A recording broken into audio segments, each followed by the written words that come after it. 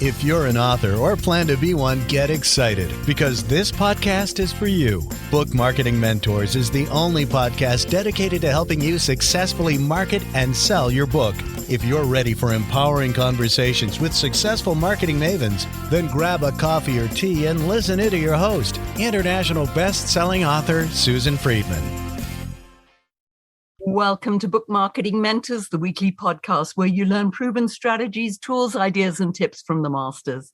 Every week, I introduce you to a marketing master who will share their expertise to help you market and sell more books. Today, my special guest is the Jumpstart Your Business coach, Katrina Sawa. She's been helping entrepreneurs create and scale consistent money-making business since 2002. She's the founder of JumpstartYourBusinessNow.com and is a tell it like it is speaker and international best-selling author with 16 books. As the creator of the Jumpstart Your Marketing and Sales Systems and the Jumpstart Your Business training series, she holds events annually and also runs the International Speaker Network. Katrina, what an absolute pleasure it is to welcome you to the show. And thank you for being this week's guest expert and mentor. Thank you, Susan. I'm happy to be here. I just love what you do. You've got so many talents in so many different areas, but it all comes down, I think, in the end to marketing. Would you agree with that? Yeah, well, it's down to making money for me. Let's take that one step further. Yes. It's making marketing and making money. Yes. Because making money comes with a lot of different things. You have to have a good foundation in your business, plus the marketing, in order to really make money and not work yourself to death, right? Oh, well, let's go down that avenue. That sounds exciting because, many authors are solopreneurs. So it's me, myself, and I in the business. You get to do a lot of things, if not everything. What kind of advice would you give or do you give to solopreneurs with regard to their business? Well, I definitely started as a business owner and business coach first, and then became an author like 4 years into my business. Some people that might be listening did it the other way around and you became an author. And then you're like, oh, wait, now I have a business, right? Because if you have a book, you have a business. Either way you go, you have a business. If you have something to sell, you have a business, whether you decide to stay as a solopreneur or you incorporate into an S Corp or LLC. That's your choice. And it depends on what else you're doing, right? I think the majority of us, though, have to focus on marketing and sales. If you want to make any money, you got to know and continue honing your skills around marketing and selling, period. If you don't like it, then you should not be a business owner or try to sell books because you need to be a marketer and a salesperson. It doesn't have to be salesy and annoying, but you need to embrace those strategies and various levels of them to be successful. I love that you stress that because obviously that's something that, I preach as well, because sales is not a 4-letter word, which so many authors think it is, because this comparison with that car salesman and there's sort of the negative side of selling that we've seen so much, the snake oil salesman, but we're not doing that. We've got a great book that we want to promote. It's falling in love with sales and marketing.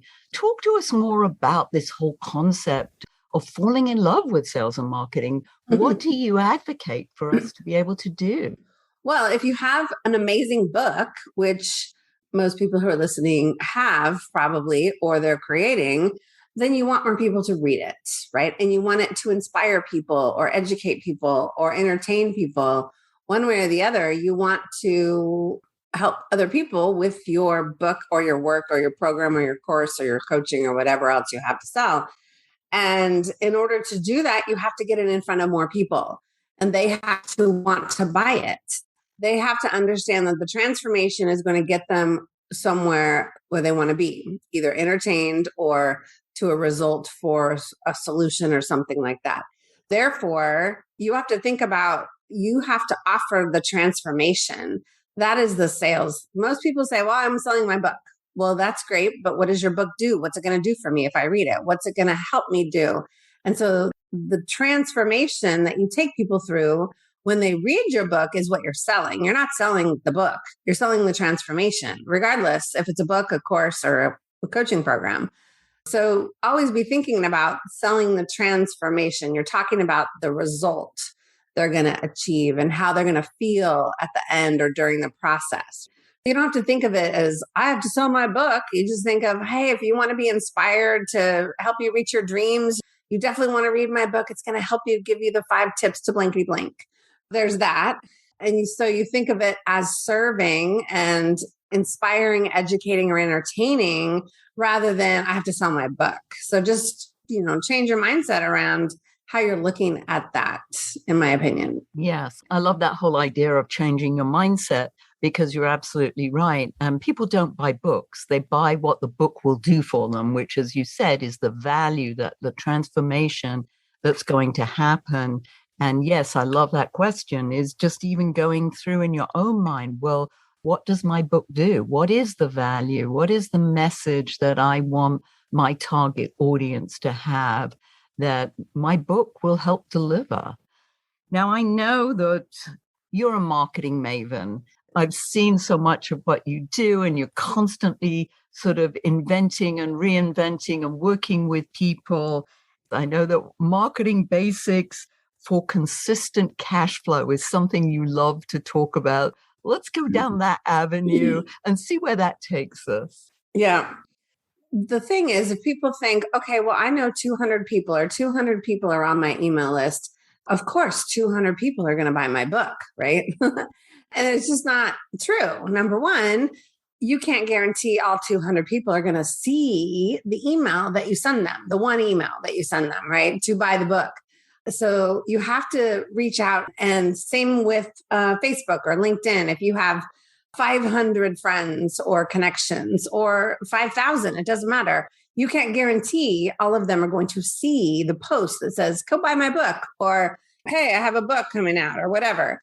It's really, I want to say it's a crapshoot of who's going to see what. And you have to get in front of thousands of people, even if you just want a few dozen sales. It's a huge numbers game. I've been in the sales and marketing arena since I was 16 years old, and I'm 51. I've done door-to-door sales. I've done advertising sales. I've done retail sales. I've done network marketing sales. I've done all kinds of different selling in my life and marketing. And you just have to talk to more people. So when we talk about marketing, you can't just put a post out. I put a post out today and nobody bought my book or nobody bought my thing. Well, that's because probably 12 people saw your post. I don't care how many friends you have, but you can't control social media. Same thing goes for email. Most emails go into spam or trash these days. You have to get outside your comfort zone, perhaps, and do more marketing in many different ways. You got to get on podcasts like this. You got to do some speaking gigs and get a speaking opportunity or two. I try to speak at least 4 or 5 times a month minimum, okay, at different groups or whatever, whether it's 12 people in the room or 100 people in the room. You have to get in front of more people more often and in more ways. So social media, email, speaking, networking events, podcasts. You can do your own podcast. You can do your own Facebook lives. You could do your own YouTube lives or, Instagram stories. Those are all getting in front of more people, but most people just don't do enough. They don't get in front of enough people. So the first basic is really getting in front of enough people. And I'm talking like 1,000 new people every month. So how are you going to do that? There's ways where you can do it without killing yourself and working 24/7. You just may not know what they are. Let's go down that avenue. Let's talk more about that. You're putting the little seeds out there for me or the breadcrumbs for me to follow. Yes, let's talk about some of the things that people don't necessarily think about. You've mentioned social media and obviously your own email list. you never know how many people, you rightly say, how many people are going to actually open this and read this, or they might see it but not open it. Sometimes people open my emails, but they don't necessarily click through to listen to something or watch something or get something. So yes. So how do we do it? Well, so there's about 20 different marketing strategies that I teach in my events and things like that. There's email, social media, and social media has, 6 or 7 platforms. There's networking where you actually go in person, but also virtual networking. A lot of people they're complaining about Zoom fatigue. Well, you have to get over it because you got to get in front of more people. So you have to figure out how to get the blue screen glasses or the screen or the whatever you need to do to get in front of more people. You can't just avoid networking because you're not going out in person. So I'm on Zoom all day long, every day when I'm working, because I have to be. That's where the people are, right? There's also doing your own events. There's doing your own webinars, master classes, info calls. Those are some of the easiest things you can do. And it's absolutely free marketing, right? And you just have to put them on the calendar and do them consistently. Doing your own podcast requires a little bit more back-end production and stuff like that. So I don't recommend that unless you're making a good amount of money already and you have some time, or you can hire an assistant or production team to work with you on that. But everything else that you might do, videos, you can do video tips. You can do them on Zoom, record them, then upload them to YouTube and make them live over there, and then share them over on social media sites. And then you can put it on a blog post. And then you can send out an email linking over to your blog post. I mean, that's called repurposing your content. Other marketing strategies could be going and getting publicity. You can write articles in local magazines. You can write them in online magazines. I've written all kinds of things. You just have to go find them. There's plenty of sources out there where you can write articles in your local area. If you just look at the magazines around there, look at the newspaper, perhaps. I've written columns. I've gotten publicity on TV locally. I haven't gone national quite yet with the publicity on TV and stuff. That would be hiring a publicist. So, but you can go in your local area and get on a local news station for the morning show and get featured and showcase your book. I've been on many times showcasing some of my books on TV, and it's free. It's free to do that. You just have to say yes. So when you approach them and you say, hey, I'd love to come talk about the 3 keys to loving yourself successful, like one of my books, right? It can be for entrepreneurs or individuals in general on how to, get rid of toxic people. You just give the little preview to the media on what you might cover in their 3-minute slot. And they say, yeah, okay, come on Tuesday morning, 7 a.m. And you're like, okay, you just say yes, right? It can be that easy just by sending in a quick email or making a phone call and then getting invited on. You got to know what you're doing a little bit, but I pretty much told you what to say. You did. Oh my goodness. I mean, you gave us a book full of tips already on different sources for marketing, which was dynamic. Thank you. You said 2 very important things with regard to local media, because I'm a great fan of local media. I believe they are hungry, and that's why they say yes. And you need to say yes because they are hungry for information. I know that if I send a press release to our local paper, they'll print it verbatim. They may change the headline. That's about the only thing they usually change. But the rest of it, they'll print as is. Go and utilize that local media. They're the people who need and want your information. And it's more than, as we said earlier, it's more than just saying, oh, well, I wrote a book. My brand new book is published. But giving them the value, just as you talked about earlier, what's the value that a listener, a watcher, a reader will get from that? And maybe even tie it into an event that's going on. I think that's always very sexy as well. What do you think? Oh, totally. Yeah. So I've done that when I had a speaker training. I went in and talked about how to become a speaker and what you need to do to get over your fear of public speaking. And then, by the way, I have an event next month and da-da-da.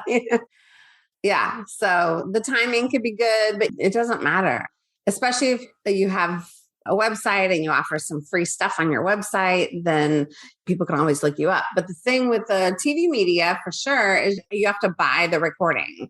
You can't just link over to it on the website because you don't know if it's ever going to go away. It could go away, and it usually does go away after a year or two or whatever. So you got to buy the recording. It's only $85 or something though, in most places.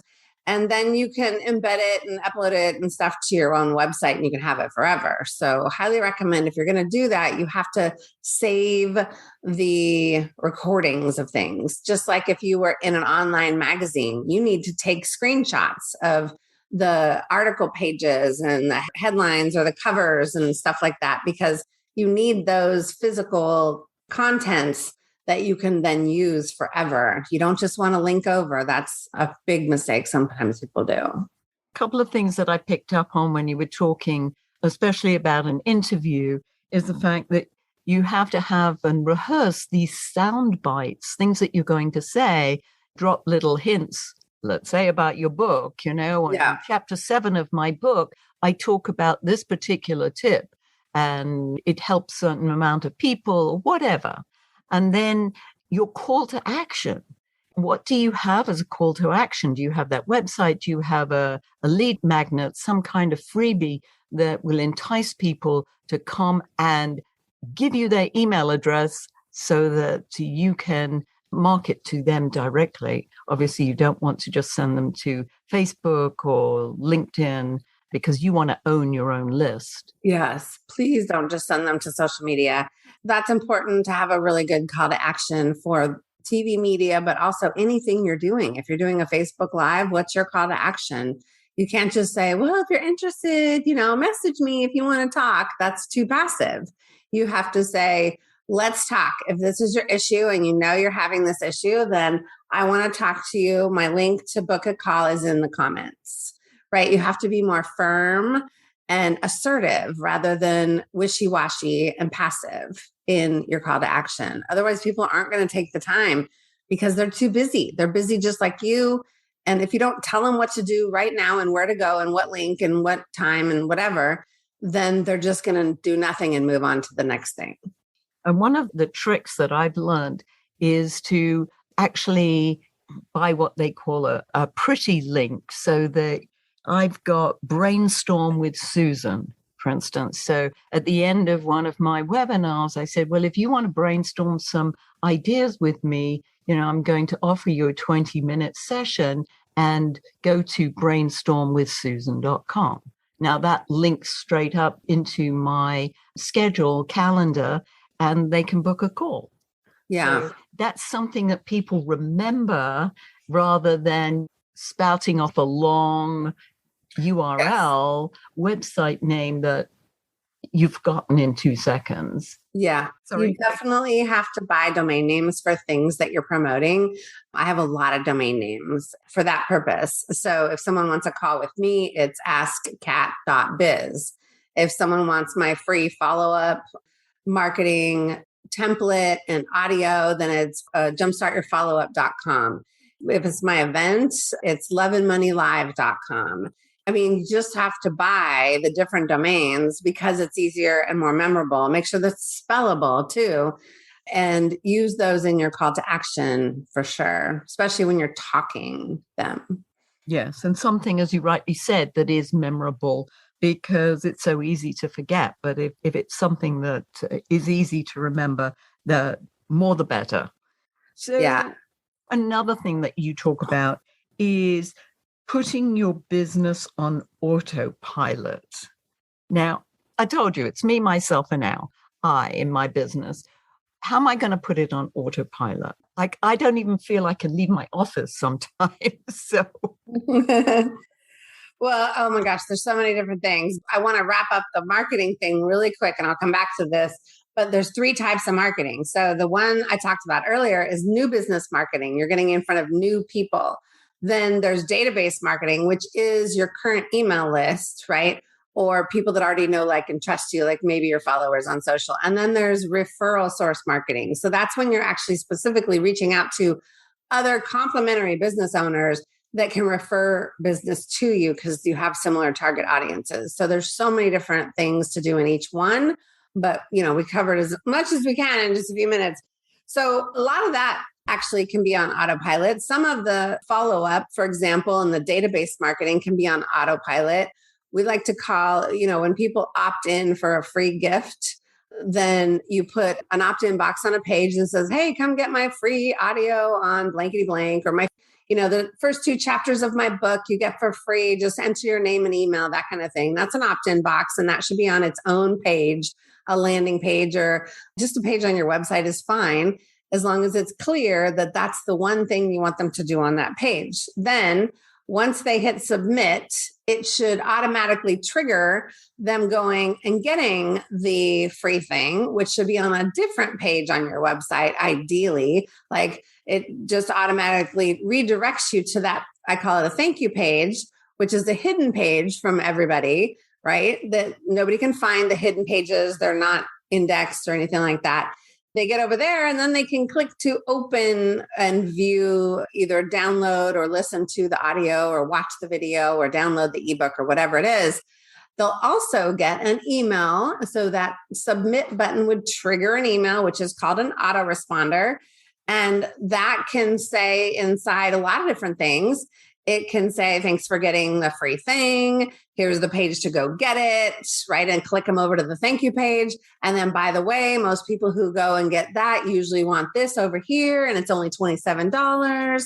If you're interested in getting the next step after this, then go over here and you can buy it for $27, or you can come to a free call with me. Here's the link to that, and then you can put testimonials in there. And then you can put all of that same information on the thank you page. The reason we use the thank you pages is because people don't always get the email, right? So the emails, sometimes the very first email that will be sent to someone when they opt in goes into their spam or trash immediately. And unless they are regularly looking in those inboxes, then they're not seeing the thing they just signed up for. In many cases, I have people that sign up for free things a couple different times. Now, I don't know why they just don't get redirected to the web page, and maybe they do. They just didn't notice that it was actually, the deliverable page. But you got to do so many different things. So all of that can happen automatically. And then subsequent emails that can go to those people who've signed up for your free thing can be pre-written and scheduled, and all of that can be automated. So those are the main things that people need to automate, of course. And then systematizing things that you're doing. Standard operating procedure, an SOP. For example, I run the International Speaker Network and I book speakers. You were one of them. Thank you very much. So people fill out the form to apply to speak, which gives me their topic description, their bio, and their headshot. And then that all gets redirected to my assistant, who then puts all the marketing copy together and sends the speaker the marketing stuff. And all of that is done by somebody else. I don't do any of that. I just entice people to come and join or apply to speak. That's all I have to do. I have to market and promote that opportunity. And then everything is done by my team, except for me booking, what date the speakers are going to speak. But everything is done by my team and I just show up.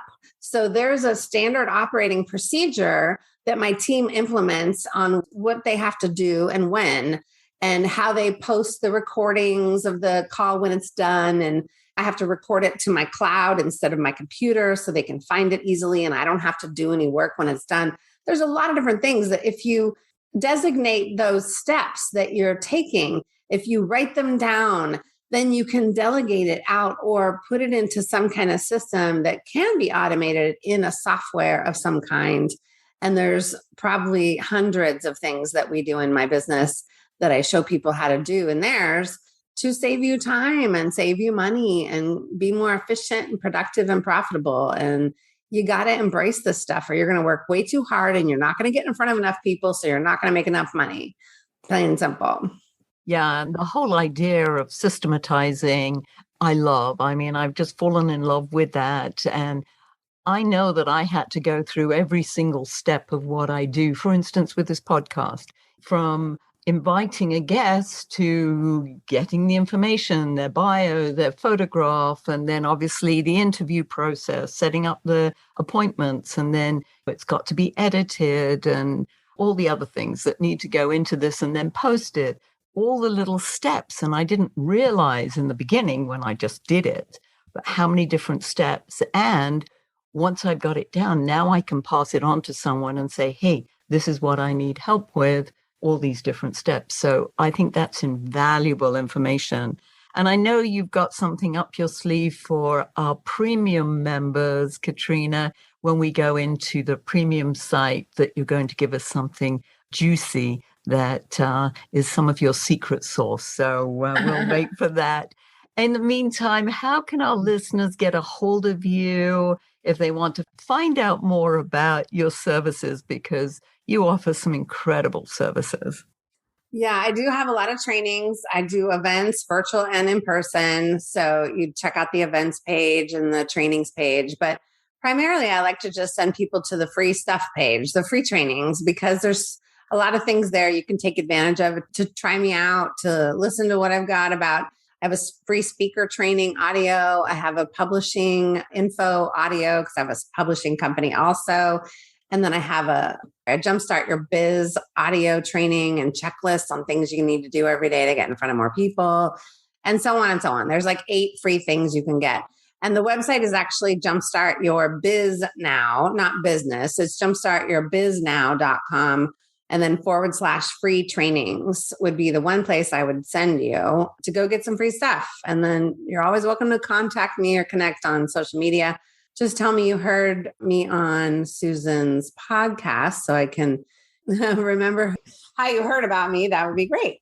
That'd be lovely. Yes. And I'll put all that in the show notes because sometimes our listeners, haven't got anything to write with. They're in the gym or they're driving. So yes, I love to put that in the show notes. Katrina, as you know, we always end up the podcast with a golden nugget. What is your golden nugget for our listeners?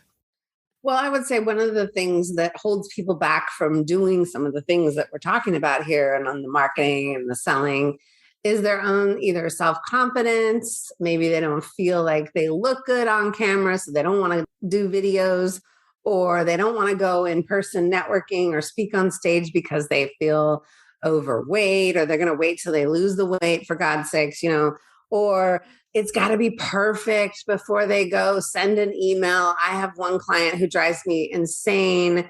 It takes her 4 months to write the perfect email. And I want to just, So stop. I would say stop that. Stop. There's never perfect. Good enough is good enough. You have to just get it out and get in front of more people and move on to the next thing. That's it. You got to stop waiting for perfect. Plain and simple. Yes, we often get in our own way because perfectionist gene is a killer. So yes, I really appreciate that. Katrina, thank you so much for sharing your wisdom. And thank you all for taking time out of your precious day to listen to this interview. And I sincerely hope that it sparked some ideas you can use to sell more books. Here's wishing you much book and author marketing success. The time is now to take action and finally build your book-selling empire. And the great news is that Susan is here to help you. Visit bookmarketingmentors.com and sign up for a free 15-minute book marketing strategy session with Susan. She'll help you discover your first steps to marketing and selling your book. Only those who take action are rewarded, so visit bookmarketingmentors.com, and we'll see you again next week.